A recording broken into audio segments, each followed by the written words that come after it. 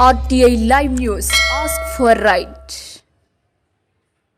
నమస్తే, welcome to RTI live news. హైదరాబాద్లోని Osmania university ఆడిటోరియంలో జాతీయ మానవ హక్కుల కౌన్సిల్ 2వ జాతీయ మహావార్షికోత్సవ సమావేశం మన తెలంగాణ రాష్ట్ర ఎన్హెచ్ఆర్సీ అధ్యక్షులు సంపత్ కుమార్ అధ్యక్షతన జరిగింది. ఈ సమావేశానికి 18 రాష్ట్రాల అధ్యక్షులు, జిల్లా అధ్యక్షులు, మండల అధ్యక్షులు మరియు కార్యవర్గ సభ్యులు విధిగా హాజరయ్యారు.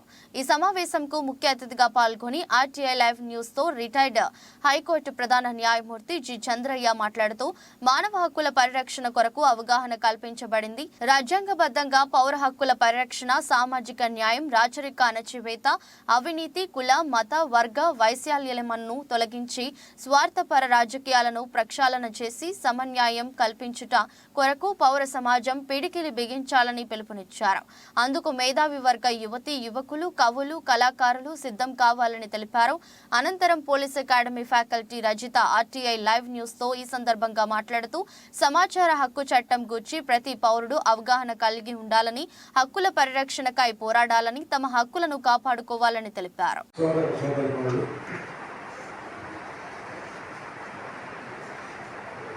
జాతీయ సమావేశంలో ఆశీర్వదించినటువంటి సోదరులు అందరికీ నా యొక్క హృదయాభి శుభాభినందనలు తెలియజేస్తున్నాను.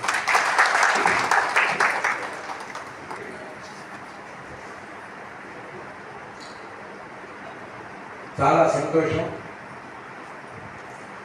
ఈరోజు నేషనల్ హ్యూమన్ రైట్స్ కౌన్సిల్ జీవిత చరిత్రలో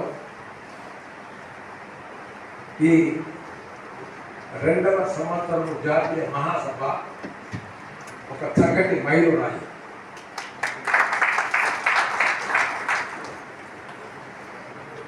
ఈ జాతీయ సమావేశంలో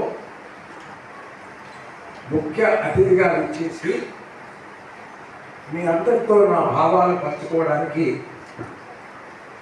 వచ్చినటువంటి అవకాశాన్ని నేను ఒక చక్కటి అదృష్టంగా భావిస్తున్నాను.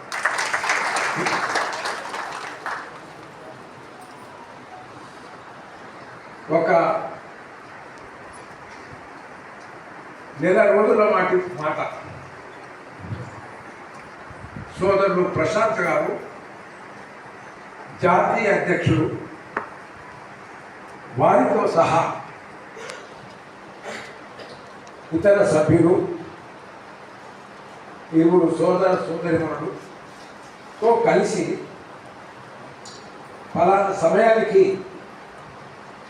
మీ వద్దకు వస్తున్నాం సార్, మా యొక్క అంశాన్ని మీ ముందు పెడతాం, మేము జరపబోయేటటువంటి కార్యక్రమానికి మిమ్మల్ని ఆహ్వానించడానికి వస్తున్నాం కాబట్టి మాకు ఒక అవకాశాన్ని కల్పించగానే సోదరులు విన్నవించడం జరిగింది. వారు వచ్చిన సమయానికి నేను బయట పెడుతున్నాను. కారులో కూర్చోవడానికి ప్రయత్నం చేస్తున్నటువంటి సందర్భం, సన్నివేశం. నిజానికి వారిలో ఉన్నటువంటి ఆతృత, వారిలో ఉన్నటువంటి ఆనందం, వారిలో ఉన్నటువంటి కార్యదీక్ష, ఆ క్షణంలో వాళ్ళు ప్రదర్శించినటువంటి నైపుణ్యత అంశాలను దృష్టిలో ఉంచుకొని నేను వెంటనే వారితో పాటు నేను నివాసం ఉంటున్నటువంటి బిల్డింగ్ పైకి వెళ్ళి వారితో సవివరంగా మాట్లాడి వారి యొక్క అభిప్రాయాలు తెలుసుకొని నా అభిప్రాయాన్ని వారికి చెప్పి సగౌరవంగా పంపించాల్సినటువంటి సందర్భం. కానీ వారు వచ్చిన సమయం, నేను వారిని చూసిన సమయం ఎలాంటిదంటే ఆ రోజు కూడా ఏదో ఇలాంటి సమావేశానికి వెళ్ళాల్సినటువంటి పరిస్థితి, అప్పటికే కాస్త ఆలస్యమైనటువంటి సందర్భం. ఆ పరిస్థితుల్లో నేను వారితో మాట్లాడినటువంటి మాటలు నాలుగే అయినా హృదయం విప్పి మాట్లాడి వాళ్ళ విన్నపాన్ని హృదయంలోకి తీసుకొని ఒకటే మాటలో చెప్పాను, నేను వస్తాను అని.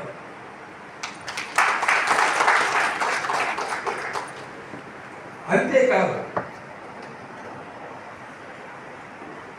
మీరు వచ్చినట్టు నాకు కూడా జ్ఞాపకం ఉండాలి కదా. అందుకని వారు ఆశించినా ఆశించకపోయినా, ఊహించినా ఊహించకపోయినా వచ్చిన సోదరులతో చక్కటి ఫోటోగ్రాఫ్ కూడా దిగా.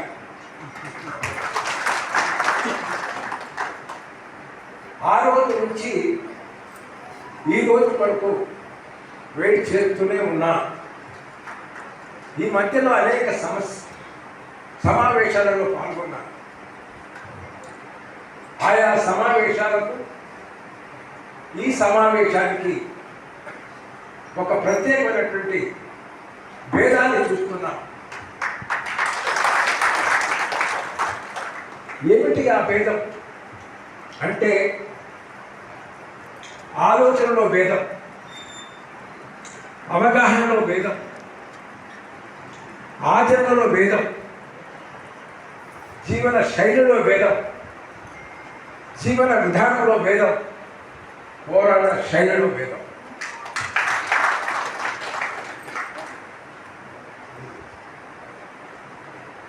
ఆరు అంశాలలో 5 అంశాలు నేను గమనించి తెలుసుకున్నాను. 6వ అంశం పోరాట శైలి అనేటటువంటి పదానికి అర్థం సోదరుడు ప్రశాంత్ గారు చెప్పినటువంటి మాటల నుంచి సేకరించారు.